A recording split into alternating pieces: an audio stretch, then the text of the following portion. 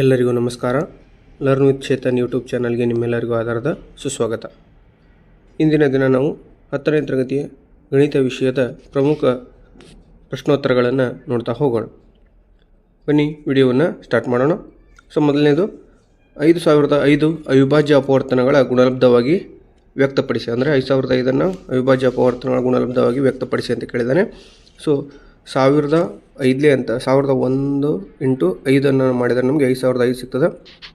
So ಇದನ್ನು multiplication ಮಾಡ್ತಾ ಹೋದರೆ ನೆಕ್ಸ್ಟು ಅಪವರ್ತನಗಳ ರೂಪದಲ್ಲಿ 143 ಬರ್ತದೆ, ಇನ್ನು 1311 ಬರ್ತದೆ. ಸೊ ಇವನ್ನೆಲ್ಲವನ್ನು ಏನು ಮಾಡೋಣ, ಅಪವರ್ತನಗಳನ್ನು ನಾವು ಗುಣಲಬ್ಧವನ್ನಾಗಿ ತೆಗೆದುಕೊಳ್ಳೋಣ.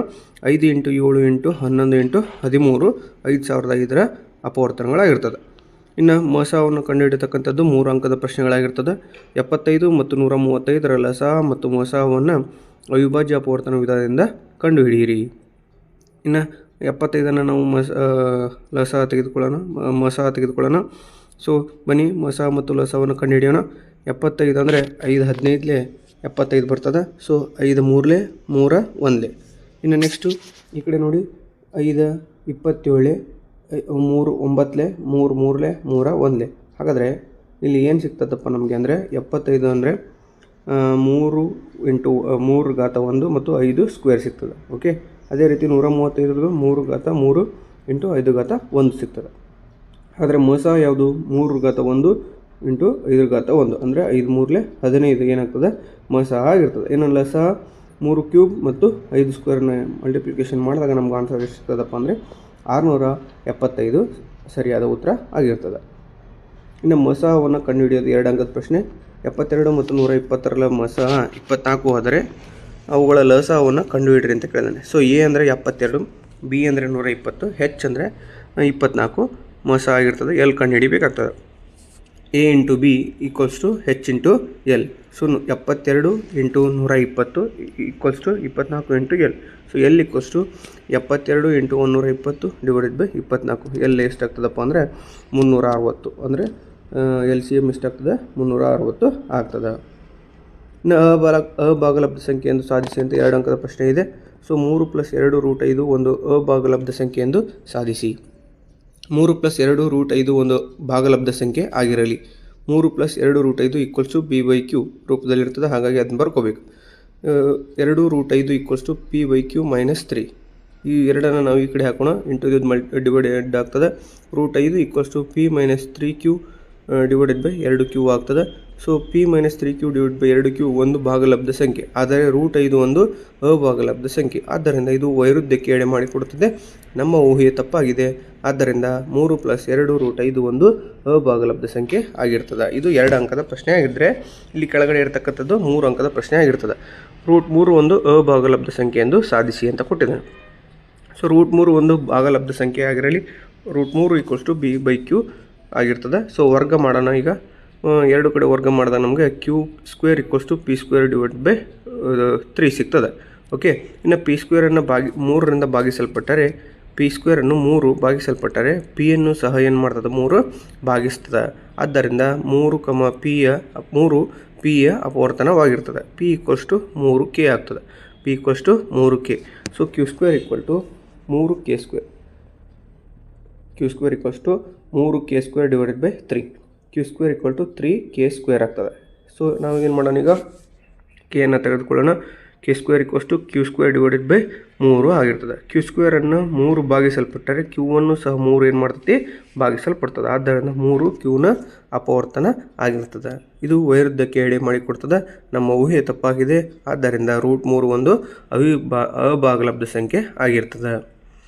ಇನ್ನು ಅತ್ಯಂತ ಸುಲಭವಾಗಿರ್ತಕ್ಕಂಥ ಪ್ರಶ್ನೆ 2 ಅಂಕದ್ದು ರೇಖಾತ್ಮಕ ಜೋಡಿಗಳನ್ನು ಬಿಡಿಸಿರಿ ಅಂತ ಇದೆ. 3x + 4y = 10 ಮತ್ತು 2x - 2y = 2 ರೇಖಾತ್ಮಕ ಜೋಡಿಗಳನ್ನು ಬಿಡಿಸಿರಿ. ಸೊ 3x + 4y = 10, ಇದನ್ನು ಇಕ್ವೇಷನ್ 1 ಅಂತ ತೆಗೆದುಕೊಳ್ಳಿ. 2x - 2y = 2 ಇದನ್ನು ಇಕ್ವೇಷನ್ ನಂಬರ್ 2 ಅಂತ ತೆಗೆದುಕೊಳ್ಳಿ. ಮೊದಲನೇ ಸಮೀಕರಣವನ್ನು 2ರಿಂದ ಗುಣಾಕಾರ ಮಾಡೋಣ. ಎರಡನೇ ಸಮೀಕರಣವನ್ನು 3ರಿಂದ ಗುಣಾಕಾರ ಮಾಡೋಣ. ನಮಗೆ ಆನ್ಸರ್ ಏನು ಸಿಗ್ತದಪ್ಪ ಅಂದರೆ 6x + 8y = 20 ಸಿಗ್ತದೆ. ಅದರ ಕೆಳ ಭಾಗದಲ್ಲಿ 6x - 6y = 6 ಸಿಗ್ತದೆ. ಸೊ ಇಲ್ಲಿ ಚಿಹ್ನೆಯನ್ನು ಚೇಂಜ್ ಮಾಡೋಣ. 6x ಗೆಟ್ ಕ್ಯಾನ್ಸಲ್ ಆಗ್ತದೆ. 8x ಮತ್ತು 6x ಟೋಟಲ್ ಆಗಿ 14, 8y + 6y 14y ಆಗ್ತದೆ. ಸೊ 20ರಲ್ಲಿ 6 ಕಳೆದ್ರೆ 14 ಆಗ್ತದೆ. y equals to 14 divided by 14 ಅಂದರೆ 1 ಸಿಗ್ತದೆ. y ವ್ಯಾಲ್ಯೂ ಎಷ್ಟು ಆಗ್ತದಪ್ಪ? 1 ಸಿಗ್ತದೆ ನಮಗೆ. ಇನ್ನು y ಈಕ್ವಲ್ಸ್ ಟು 1 ಬೆಲೆಯನ್ನು ಸಮೀಕರಣ 1ರಲ್ಲಿ ಆದೇಶಿಸಲಾದಾಗ 3x + 4y equals to 10, 3x + 4 × 1 equals to 10. So 3x equals to 10 - 4 ಆಗ್ತದೆ. 3x ಈಕ್ವಲ್ ಟು 10ರಾಗ 4 ಕಳೆದ್ರೆ 6. ಸೊ x ಈಕ್ವಲ್ ಟು 6/3 ಅಂದರೆ 2 ಸಿಗ್ತದೆ. x equal to 2, y equal to 1 ಸರಿಯಾದ ಉತ್ತರ ಆಗಿರ್ತದೆ. ಮುಂದಿನ ಪ್ರಶ್ನೆ, ಬಹುಪದೋಕ್ತಿಯ ಶೂನ್ಯತೆಗಳನ್ನು ಕಂಡುಹಿಡಿದ್ರೆ ಅತ್ಯಂತ ಸುಲಭವಾಗಿರ್ತಕ್ಕಂಥ ಪ್ರಶ್ನೆ. 2 ಅಂಕ ನೀವು ಈಸಿಯಾಗಿ ಗೇನ್ ಮಾಡ್ಬೋದು.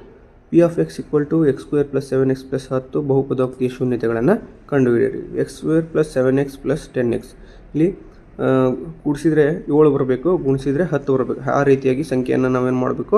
ಹೊಡ್ಕೋಬೇಕಾಗ್ತದೆ. ಸೊ x² + 2x + 5x + 10 ಇಲ್ಲಿ x² ಮತ್ತು x² + 2x ಅಲ್ಲಿ ಯಾವುದು ಕಾಮನ್ ಐತೆ ಅಂತ ತೆಗೆದುಕೊಳ್ಳೋಣ. x ಕಾಮನ್ ಇದೆ.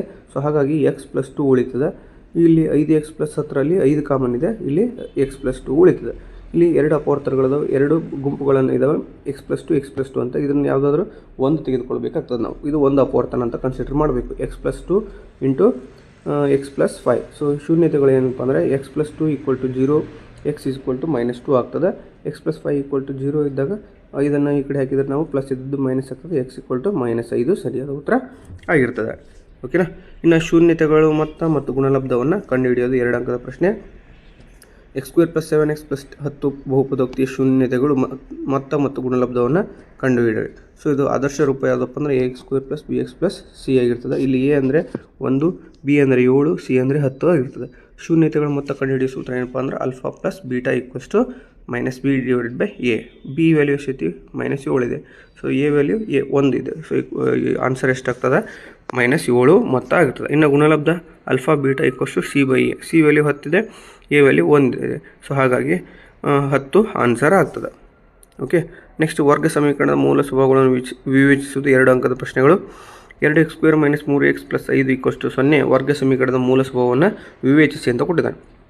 ಸೊ 2x² - 3x + 5 = 0 ಇದು ವರ್ಗ ಸಮೀಕರಣದ ಆದರ್ಶ ರೂಪದಲ್ಲಿದೆ. ax² + bx + c. So a ಅಂದರೆ 2, b ಅಂದರೆ -3, c ಅಂದರೆ 5 ಆಗಿರ್ತದೆ. ಸೊ ಶೋಧಕವನ್ನು ಕಂಡುಹಿಡಿಯೋಣ. So delta = b² - 4ac. b ಅಂದರೆ -3² - 4 × a ಅಂದರೆ 2, c ಅಂದರೆ 5. ಸೊ 4 2 8, 8 5 40, 3² ಅಂದರೆ 9, 9 - 40 ಆಗ್ತದೆ. ಆನ್ಸರ್ ಏನಪ್ಪ ಅಂದರೆ -31, 0ಗಿಂತ ಕಡಿಮೆ ಇದೆ. ಹಾಗಾಗಿ ಮೂಲ ಸ್ವಭಾವ ಏನಾಗಿರ್ತದೆ? ಊಹಾತ್ಮಕವಾಗಿ ಇರ್ತದೆ ಅಥವಾ ಊಹಾ ಸಂಖ್ಯೆಗಳು ಆಗಿರ್ತದೆ. ವೃತ್ತದ ಮೇಲಿನ ಪ್ರಮೇಯ ತ್ರಿಜ್ಯ ಸ್ಪರ್ಶಕ್ಕೆ ಲಂಬ ಅಂತ ಕೇಳಿದ್ದಾನೆ. ಸೊ 3 ಅಂಕದ ಅತ್ಯಂತ ಸುಲಭವಾದಂಥ ಪ್ರಶ್ನೆ. ನೀವು ಅತ್ಯಂತ ಸುಲಭವಾಗಿ ನೀವೇನು ಮಾಡ್ಬೋದು? ಅಂಕಗಳನ್ನು ಇಲ್ಲಿ ಗಳಿಸ್ಬೋದು. ಪ್ರಮೇಯ ಏನು ಹೇಳ್ತದಪ್ಪ? ವೃತ್ತದ ಮೇಲಿನ ಯಾವುದೇ ಬಿಂದುವಿನಲ್ಲಿ ಎಳೆದ ಸ್ಪರ್ಶಕವು ಸ್ಪರ್ಶ ಬಿಂದುವಿನಲ್ಲಿ ಎಳೆದ ತ್ರಿಜ್ಯಕ್ಕೆ ಏನಾಗಿರ್ತದೆ ಅಂತ? ಲಂಬವಾಗಿರುತ್ತದೆ. ದತ್ತ ಕೊಟ್ಟಿದ್ದಾನೆ. ಓ ವೃತ್ತ ಕೇಂದ್ರವಿರುವ ವೃತ್ತಕ್ಕೆ ಪಿ ಸ್ಪರ್ಶ ಬಿಂದುವನ್ನು ರಚಿಸಬೇಕು ಇದೆ.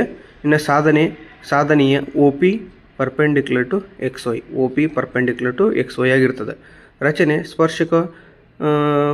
ಸ್ಪರ್ಶಕದ ಮೇಲೆ Q ಬಿಂದುವನ್ನು ಗುರುತಿಸಿ OQವನ್ನು ಸೇರಿಸಲಾಗಿದೆ. ಸಾಧನೆ ಏನಪ್ಪ ಅಂದರೆ O ವೃತ್ತ ಕೇಂದ್ರದಲ್ಲಿರುವ ವೃತ್ತದಲ್ಲಿ OP = OR ಒಂದೇ ವೃತ್ತದ ತ್ರಿಜ್ಯಗಳು. OP = OR ಒಂದೇ ವೃತ್ತದ ತ್ರಿಜ್ಯಗಳಾಗಿರ್ತವೆ. OQ = OR + RQ ಆಗಿರ್ತದೆ. ಇನ್ನು OQ > OR ಆಗಿರ್ತದೆ. OQ > OR. ಆದ್ದರಿಂದ OP ಪರ್ಪೆಂಡಿಕ್ಯುಲರ್ ಟು XY. ಯಾಕಪ್ಪ ಅಂದರೆ XY ಸ್ಪರ್ಶಕ್ಕೆ ಅತಿ ಕಡಿಮೆ ದೂರವಿರುವ ರೇಖೆ OP ಆಗಿರ್ತದೆ. ಹಾಗಾಗಿ ನಾವು ಈಸಿಯಾಗಿ ನೀವು ಏನು ಮಾಡ್ಬೋದು? 3 ಅಂಕಗಳನ್ನು ಗಳಿಸ್ಬೋದು. ಇನ್ನು ಸಮಾಂತರ ಶ್ರೇಣಿಯ n-ನೇ ಪದ ಕಂಡುಹಿಡಿಯೋದು. ಸೊ ಏನು ಫಾರ್ಮುಲಾ ಹಾಕಬೇಕು? ಇದು 1 ಅಂಕದ ಪ್ರಶ್ನೆ ಆಗಿರ್ತದೆ. ಒಂದು ಸಮಾಂತರ ಶ್ರೇಣಿಯ n-ನೇ ಪದ 5n + 3 ಆದಾಗ 3ನೇ ಪದವನ್ನು ಕಂಡುಹಿಡಿಯಿರಿ. ಸೊ n = 5n + 3, n = 3 ಆಗಿರ್ತದೆ. n ಜಾಗದಲ್ಲಿ ನಾವು ಏನು ಮಾಡಬೇಕಾಗ್ತದೆ? 3ಅನ್ನು ಹಾಕಬೇಕಾಗ್ತದೆ. 5 × 3 + 3 ಆಗ್ತದೆ. 5 3 15 + 3 ಅಂದರೆ a3 = 18 ಆಗಿರ್ತದೆ. ಸಮಾಂತರ ಶ್ರೇಣಿ n-ನೇ ಪದ ಕಂಡುಹಿಡಿಯೋದು. 2, 7, 12 ಸಮಾಂತರ ಶ್ರೇಣಿ 10ನೇ ಪದ ಕಂಡುಹಿಡಿಯಿರಿ ಅಂತ ಹೇಳಿದ್ದಾನೆ. a ಅಂದರೆ 2, d ಅಂದರೆ 7 - 2 ಅಂದರೆ 5, n = 10 ಆಗ್ತದೆ. ಸೊ n ಅಂದರೆ 10 ಎಷ್ಟನೇ ಪದ ಅಂತ ಐತಲ್ಲ ಅದನ್ನು n ಅಂತ ಕನ್ಸಿಡರ್ ಮಾಡಬೇಕಾಗ್ತದೆ ನಾವು. ಏನು ಫಾರ್ಮುಲಾ ಹಾಕೋಣ? an = a + n - 1d.